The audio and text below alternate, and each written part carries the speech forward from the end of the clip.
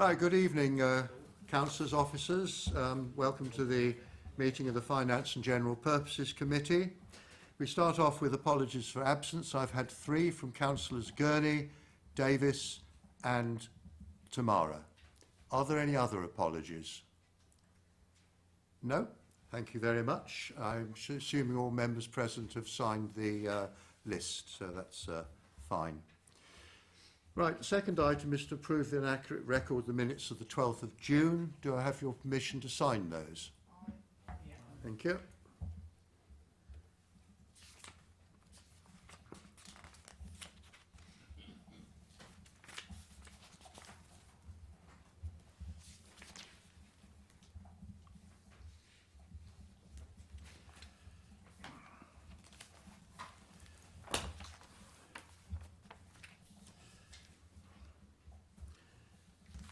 I should have drawn members' attention to the paragraph just above the word agenda about the filming by the council. We don't have to read that out every time now because it is included on the papers. Item 3 is specific declarations of interest. Again, there is some note there about how we should approach this meeting. If you haven't anything to declare at this juncture and you find that there is something later on, then please declare it at that stage. Item 4 concerns referral reports, and we've had one from the Grounds and Environmental Services Committee, reserve spending approval, and this has come from the Grounds and Environmental Services. Who's going to, Paul Hodgson's going to introduce this briefly. And obviously the chair of the committee may wish to add to this. The Grounds and Environmental Services discussed a proposal to spend up to £40,000 of money which has been set aside in a reserve for development of the new cemetery, predominantly on investigative works which the Environment Agency have said we need to carry out before we be able to progress to request a licence for the site. One of the headlines is that we are under a time pressure. There is limited space in the current cemetery, which is why we're keen to progress with this work as soon as we can. Whether members want to continue with the new cemetery or not will depend to some extent on the outcome of this survey, so we can't decide where to go next unless the survey is done. So I strongly urge members to approve the recommendation. Thank you. Yes, we have had the opportunity to discuss this on previous occasions. It was fully discussed at the Grounds and Environmental Services. It is an urgent matter. Are members happy to enable that investigation to go ahead? Yeah. Yes? Okay, so I believe that is unanimous then. We will set aside that 40,000 then to undertake the works identified. Thank you. Item 4, we move on to the finance report where members will note there are 4 actions that we have to determine, mostly noting and then adopting the Treasury Management Policy. I'll ask Lisa Shader to introduce this aspect. Thank you. Thank you. So obviously members, you've received the report and all the corresponding appendices. So just to run through the actions recommended for this meeting. So we've noted the revenue budget position for the period from the 1st of April to the 31st of July. We're currently looking at a slight underspend, but obviously that is very early in the year to talk about underspends. We've got a lot of things in the pipeline that we're not sure yet how much things are going to cost. Obviously the work's ongoing to various buildings. So at this stage, that's what we're looking at. With the second action recommended, so just to note the current balance of the council's earmarked reserves, so that's obviously on an appendix. Then action 1.3 for members to note the current investments, just following the investments that we did place back in July. We have since received the second half of our precept from Central Bedfordshire Council, so we've been able to invest another 1.3 million into our CCLA deposit accounts. That will hopefully accrue some substantial interest over and above what we have accrued so far. And then moving on to 1.4, where we are asking members to adopt the updated Treasury Management Policy. And as mentioned, it just includes a recommendation to maintain the general balance of the 553,000, which is the equivalent of 25% of the annual salary budget. And then lastly, we've just included a detail on the current direct debits that stand as active in our bank account as at August 2023. Thank you. Thank you very much. Yes, the unknowns at this time of year, it's a more than a stab in the dark, obviously. It's a considered opinion at this juncture. There's only one chairman of the other two committees here. I don't know if you want to make any comments on your particular area, but I did, while you're making up your mind whether there is anything to ask, I'll mention a couple of things. Under the direct debits, I did ask why Grove Corner, Priory House and Creasy Park had TV licences, but we haven't here. And I understand, if anyone else had raised that problem, that we don't actually watch live streaming in Grove House, so that's why there isn't a licence here. I did also raise a matter of the expenditure for the electricity, compared Grove House and the Bennett's Pavilion and Priory House. As you'll see, will have seen, the amount for Bennett's Pavilion was quite a lot, nearly 3,500, compared with 2,003 for Priory House and 1,111 for Grove House. And I believe there are obviously some little investigations going on. I did wonder whether it was just this particular month or the months when the splash park was open, because obviously more electricity would be used at that juncture. But I think there's a little bit ongoing investigation into that particular matter. So, Councillor Atwood. Yeah, thank you, Chair. Just one standout thing as well that hit for me, to be honest, which I just wanted to clarify really, was the direct debit for Cheeky Monkey IT. To clarify whether that is correct, £3,757 per month, which seems to be quite an exorbitant amount, particularly given the fairly poor service that we've received to date. Without necessarily commenting on the service, it's the amount we agreed when we tendered the service. So we did tender the service competitively several years ago. They do provide a substantial amount of IT to the size of organisation we are, so it's not an unusual or unreasonable size of amount for the service they provide.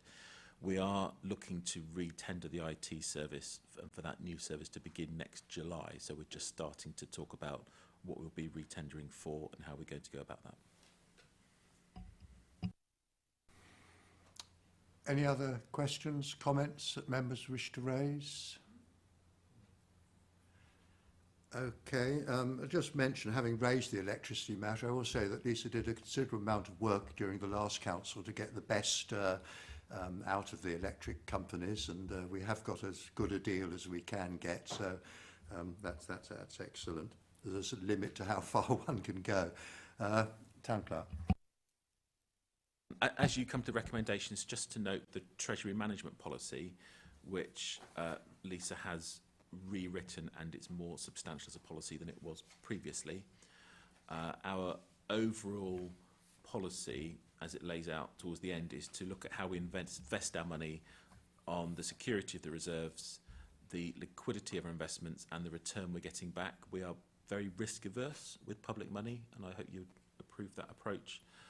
So we do use CCLA and their public sector deposit account, which is their lowest risk offer.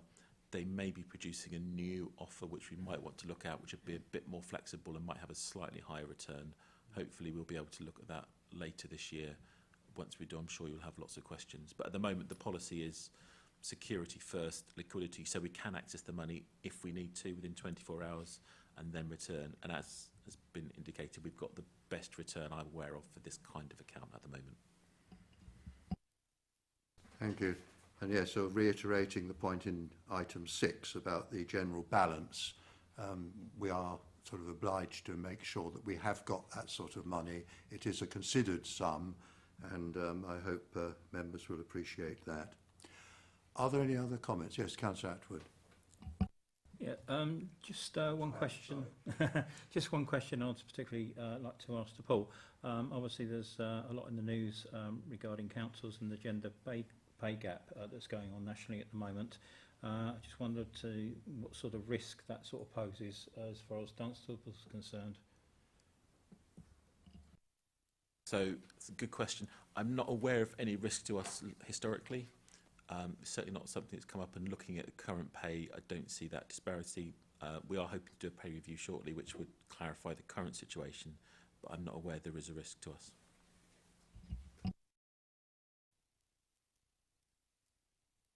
Any further questions or comments? In which case, we'll just go quickly down the actions recommended. Are we prepared? Well, we've noted the revenue budget. We've noted the current balance of the Council's earmarked reserves. We've noted the current investments. We've noted and we will adopt the updated Treasury Management Policy. And we can confirm the current direct debits, subject to what I raised earlier. Okay, thank you very much for all that.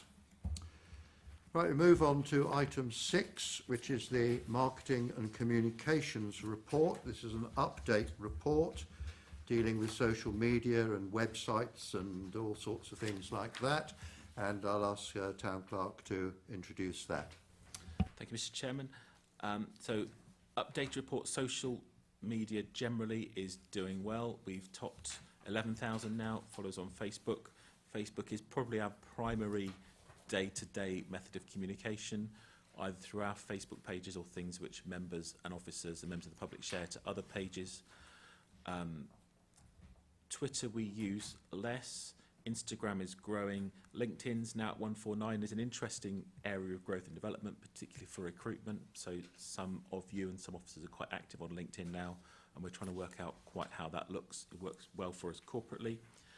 The report doesn't mention it. We have done a soft launch of the council's TikTok account. Don't know if any members have spotted this. It's a gradual soft thing. We're not trying to promote it publicly yet. We're trying to see what works and what doesn't. So Rachel's experimenting, but obviously if you want to reach a demographic younger than the Facebook demographic, which I hate to say is probably my demographic, TikTok is a lot younger, then it's something we need to explore.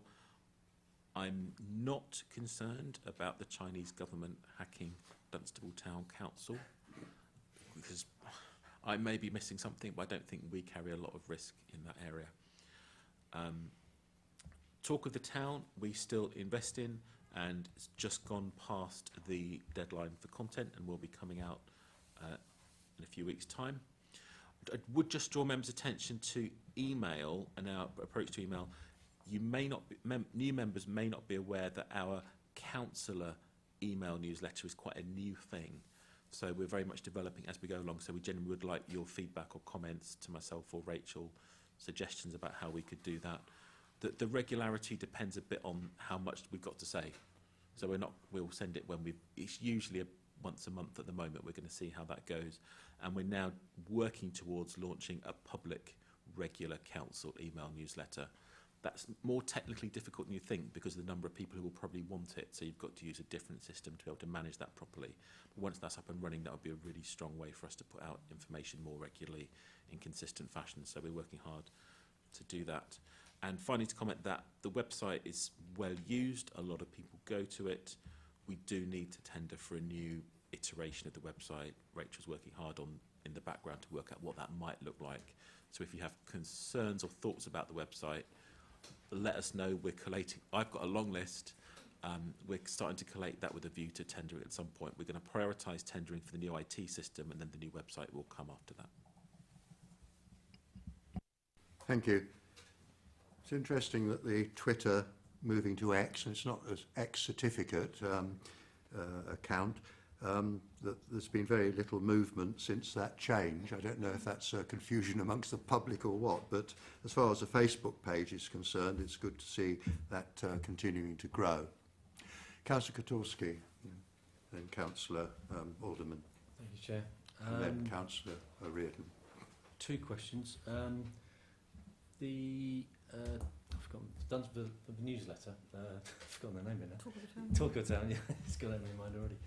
Does that go to businesses as well? Because I've got local businesses who don't actually receive it, and I don't know if that could be extended to businesses as well. No, it goes to residents,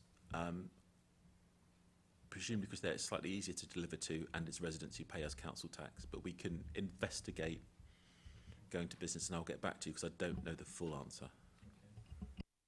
And hopefully you've still got my list of suggestions for the website. Thank you. Yes, I hope we will investigate Talk of the Town to the business community, because we're trying to engage with them more and more, and it's our duty, obviously, to engage. I know that one or two colleagues have been walking around the town and specifically talking to local businesses, and I can't help thinking that would be a little bit more of a link between Town Council and the businesses. I've got Councillor Alderman, and then Councillor Reardon and Councillor Jones. Thank you, Chair. Yeah, on the matter of the Facebook and the other social media performances, they're really positive. That's really nice to see. In relation to that, the live stream of the council meetings has been going quite well. I've watched all of them so far just to check for technical issues. A couple of those have come up, but I can put that in something separate. But I was wondering about, at the last Finance and General Purposes meeting, I did put forward that we could consider the Facebook account for the town as a possible place to live stream these meetings from.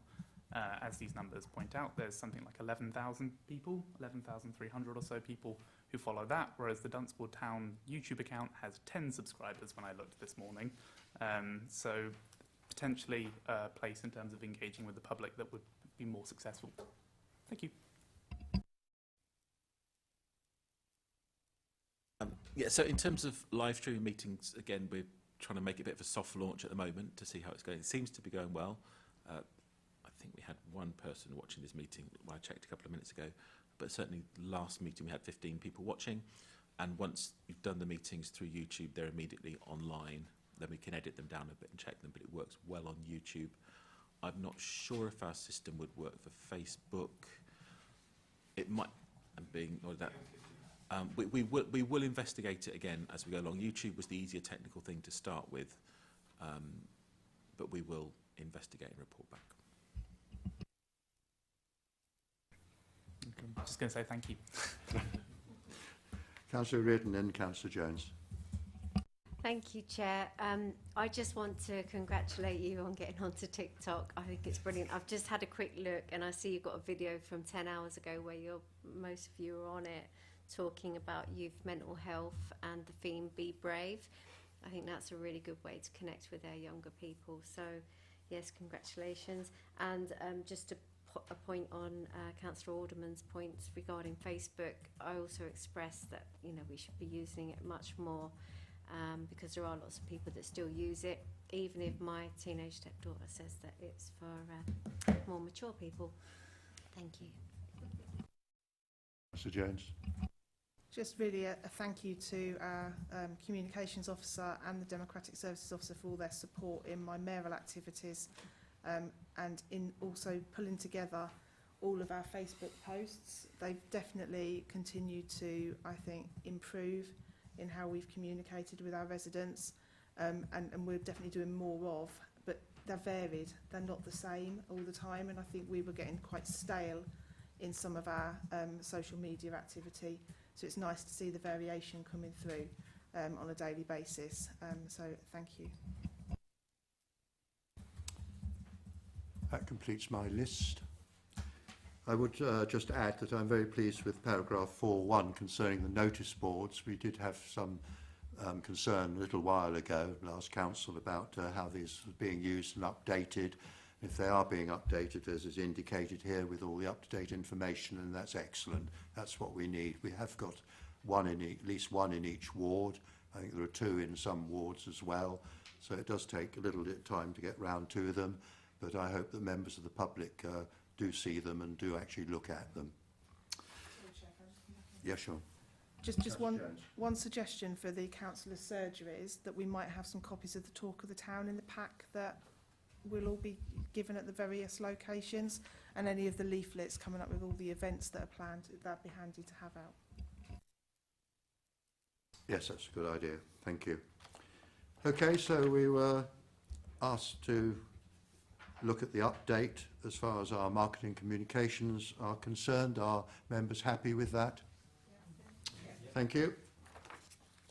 Right, move on to item 7 then, the Carbon Neutral Working Group. This was something that was set up under the last council, but of course since then we've had some elections and some changes in make-up, and so this is an opportunity to look at that and determine who might like to join that working party. So we'll open there. I don't know if you want to introduce it particularly. Yeah, just to note that the council had a substantial amount of work done in the previous session towards the baseline study. Lots of recommendations in there. We've done a fair bit of work. There's lots more we could do. Some of it's very chunky. Some of it's straightforward. The working group was set up because a working group can do as much as it wants to. We will certainly provide as much officer support as the working group needs.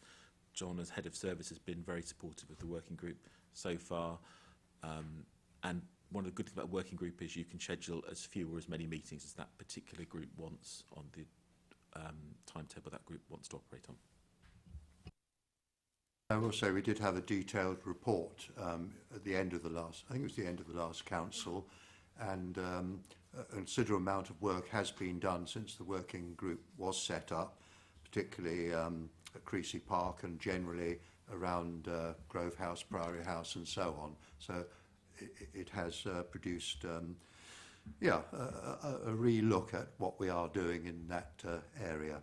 I think Councillor Alderman, you had your hand up, and also Councillor Bater as well followed that. A matter of clarification, really. I wasn't actually on that committee. I was to start with, but I came off it and transferred it to Matt. Just okay. Thank you. Alderman. Yep, thank you, Chair. This is perhaps jumping the gun slightly, but I would be really interested in being one of the members on this committee, on this working group. It's something I have a lot of passion for, a lot of interest in, and I ran on it as well. So just to put that forward. Councillor Brown, are you happy to continue on it? Thank you, Chair. Yes, I am. Very happy to continue. Okay, well, we've got Councillors Brennan and Councillor Alderman. Councillor Reardon?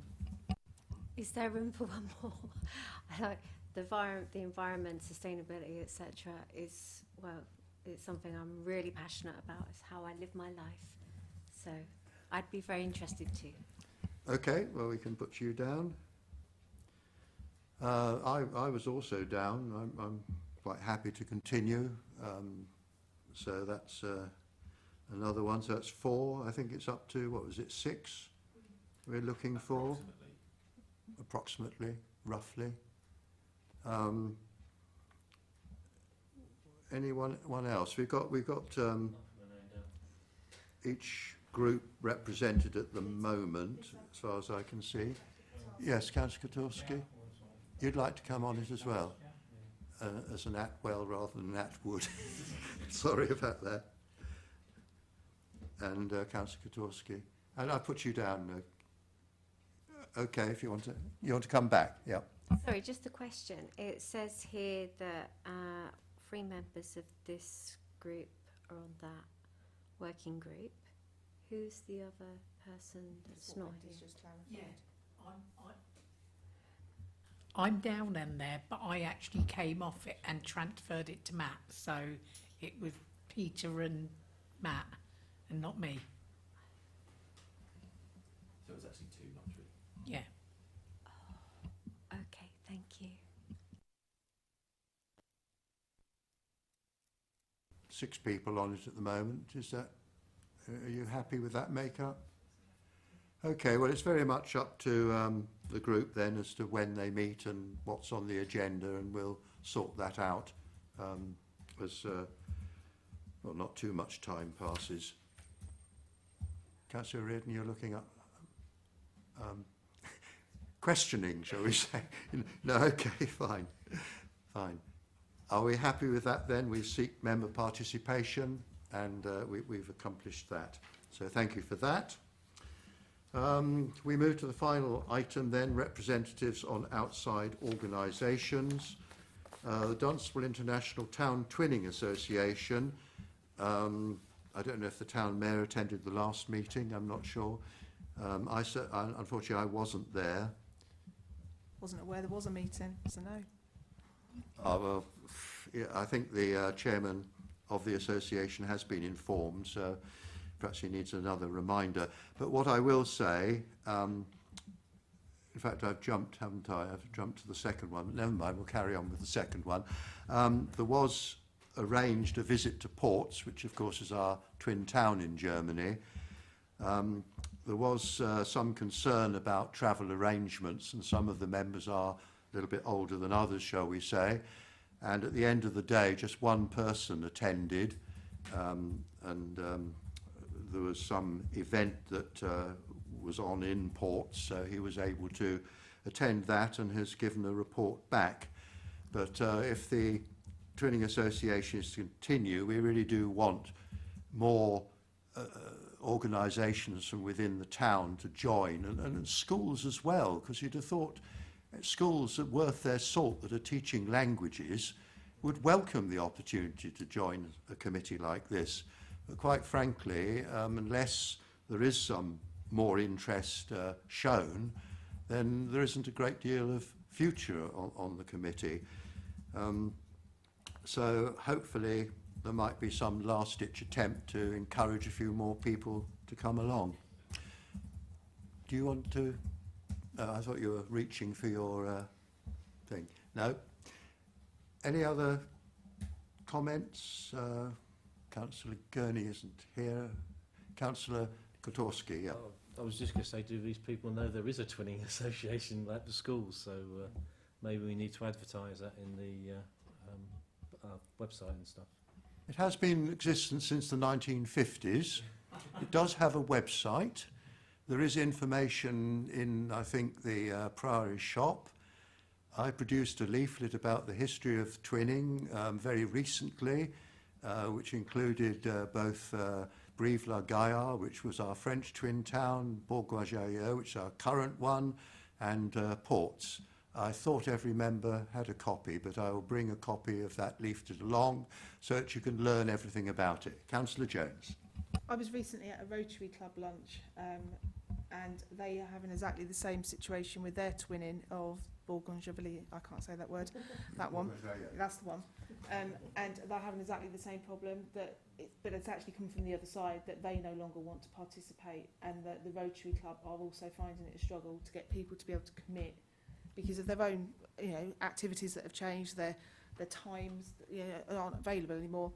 And financially, it's not cheap to be part of a twinning association, down to individual members to pay for their, their visits and everything. So I think, yes, we can try and do some more activity and be a bit more visual about it, but that's down to the current DETA to actually do that and to actually make a presence in the town felt. But I'm not sure that the current committee and the current chairman have got that desire. I wonder whether it has petered out, unfortunately.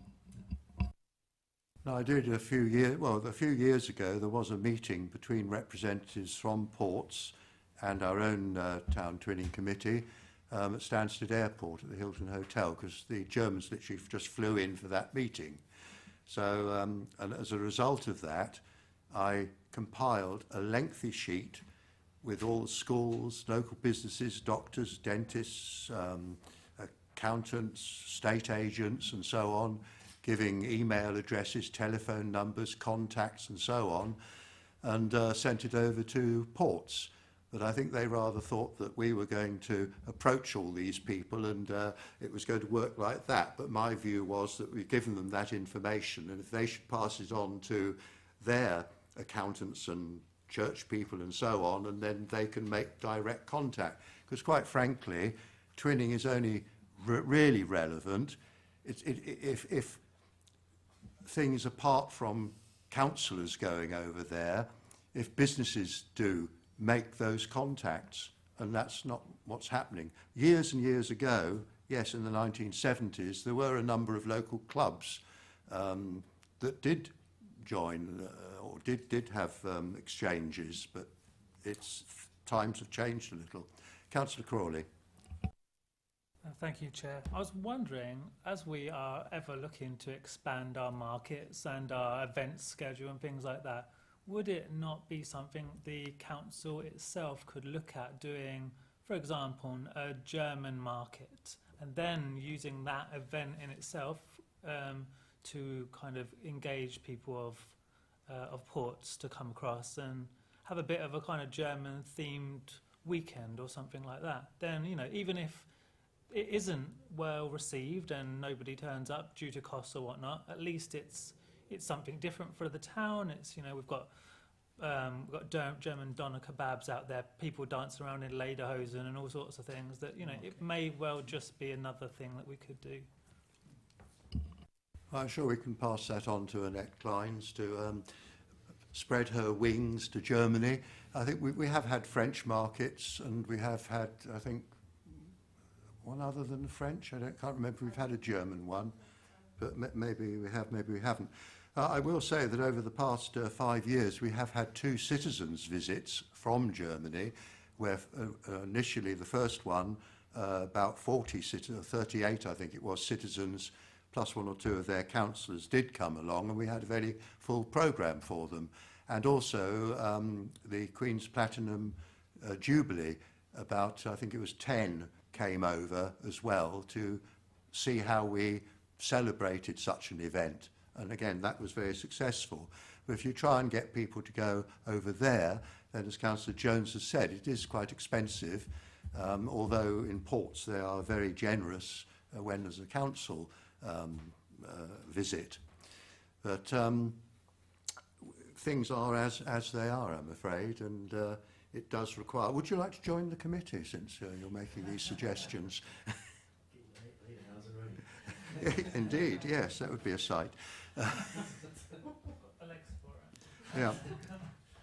Okay, well, we've had a sort of report back and we've had a very brief discussion, but if anybody has any ideas, then please come to me. So I've been on the committee for a fair while, and I will, as I say, bring to full council some of those pamphlets, leaflets that I constructed, so you'll all have one. But any other bodies that you belong to who you feel might be interested, we'll see. Okay, let's go back to the Citizens Advice Management Committee. Councillor Atwell. Yeah, thank you, Chair. Right, to give an update to the committee, I attended the Executive Board meeting in August, which was quite well received. In addition to that, I spent 6.5 hours or so during the day sitting in at the Citizens Advice, listening to calls and understanding the services they do and how they do things. It really is a fantastic service that they provide, I have to say, and you know, the volunteers down there do a fantastic job. It does provide an excellent service to our residents, and we really need to be able to support that and continue to support it as much as possible.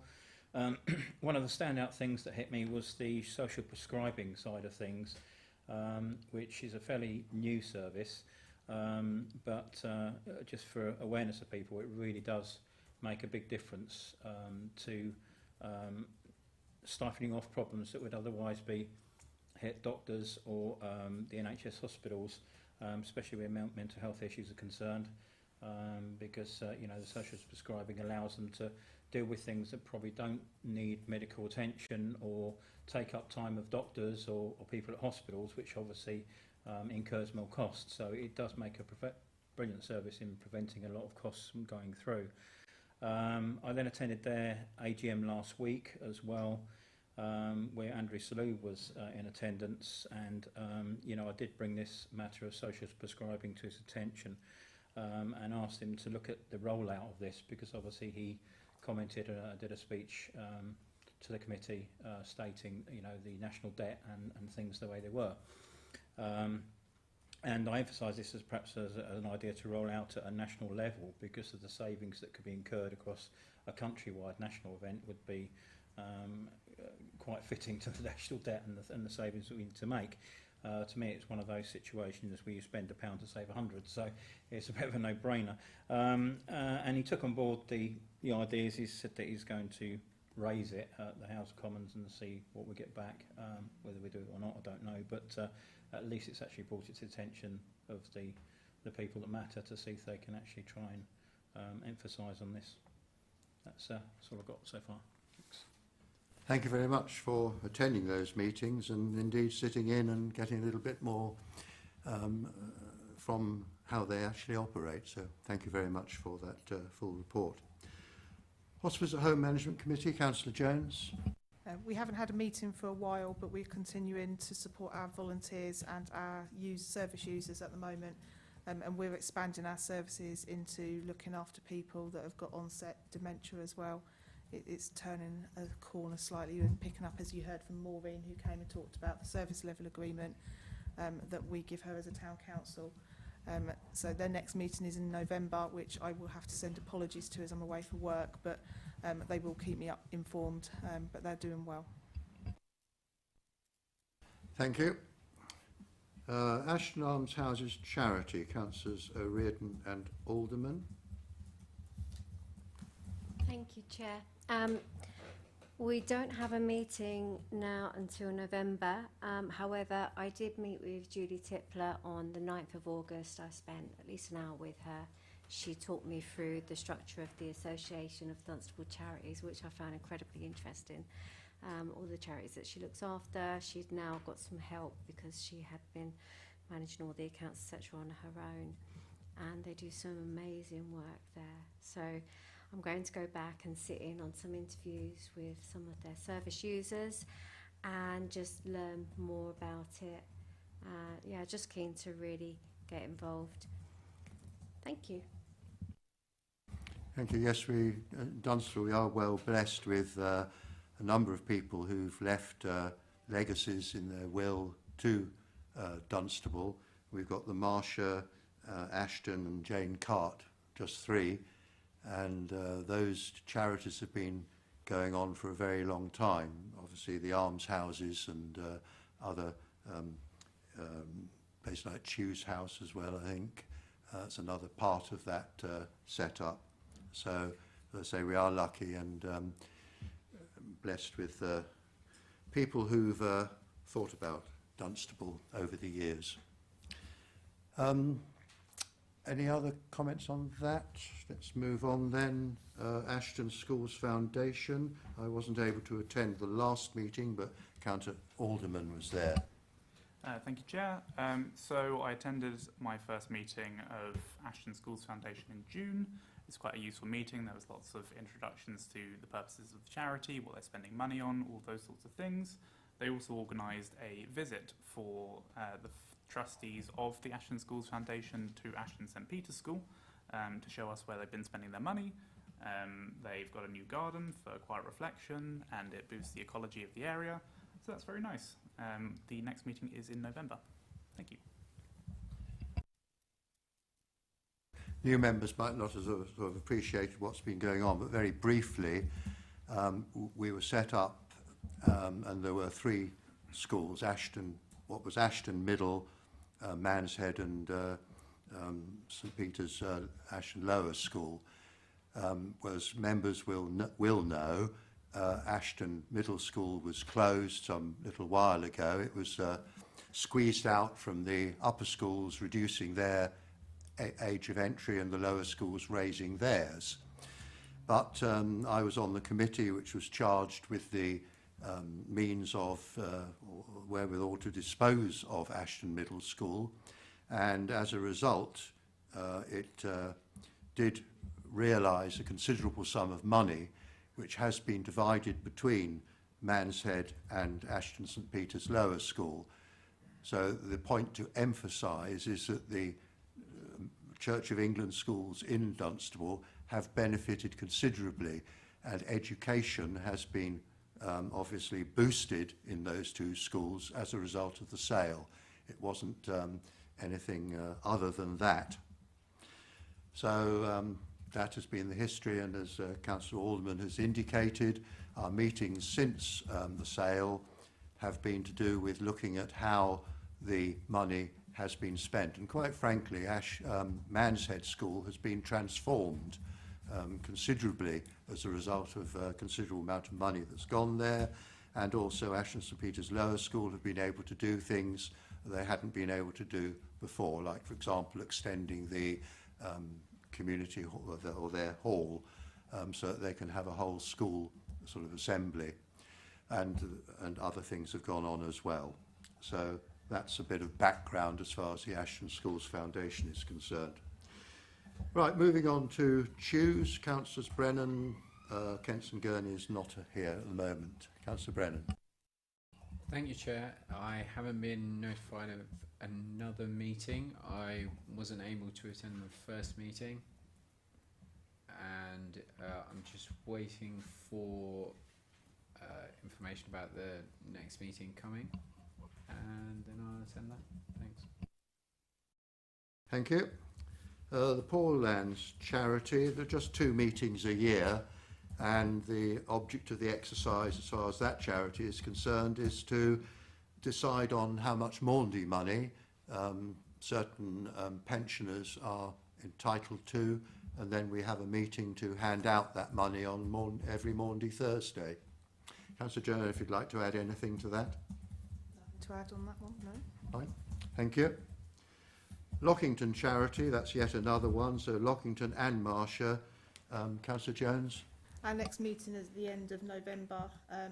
Part of this charity are the houses on Church Street, which if you drive past on a regular basis on the corner of Kingscroft Avenue and Church Street, you'll see scaffolding up. I have got a question as to why it's taking so long to finish the redecoration of the external of the houses, because it seems to have been going on now for some significant time. The regular inspections are undertaken of those properties, and there's a question about long-term usage of that building due to health and safety changes in legislation, and there's quite a lot of detailed conversation going on behind the scene as to what we can and can't do going forward to make sure that we continue to service those properties. I believe fairly recently the gardens have been also improved somewhat to, I think, to communal garden. Yeah, there's a large communal garden out the rear of the property, and that's well maintained on a regular basis, and it is used by the residents quite a lot during the summer months. Thank you. And finally, Councillor Kutorski, I understand you have a report has been received, but you're here. So we had the Dunstable District Scout Council on the 12th of July this year. The following dignitaries attended. So there was the Mayor of Houghton Regis, Deputy Mayor of Dunstable, Louisa Reardon, and the leader of CVC, and of course myself. Typical topics were covered, with governance topics following the new charity rules, review of previous year, including District Commissioner's review of scouting in Dunstable District, and then making appointments for the year. The key thing there was, interestingly, that there was some declared that it'd be their last year in their posts, so it'd be interesting to see if they've got people to follow up on that. Subsequently to that meeting, it was announced the new District Commissioner is Matthew Slade Pedrick, and what's not in the report is the fact that I won't be able to attend the next meeting, but hopefully I'll have the minutes to report on that. Thank you. And I think that was one of the fullest reports back from the bodies that to which we've been appointed. It is right that we have a presence on many bodies in town.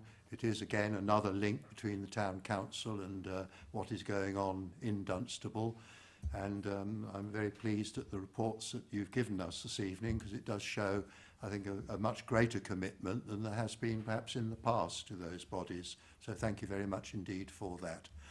Well, that does bring us to the end of the meeting. Thank you very much for your attendance. Thank you for your contributions, and thank you to officers for their contribution as well. So I wish you all a safe journey home, and see you at full council.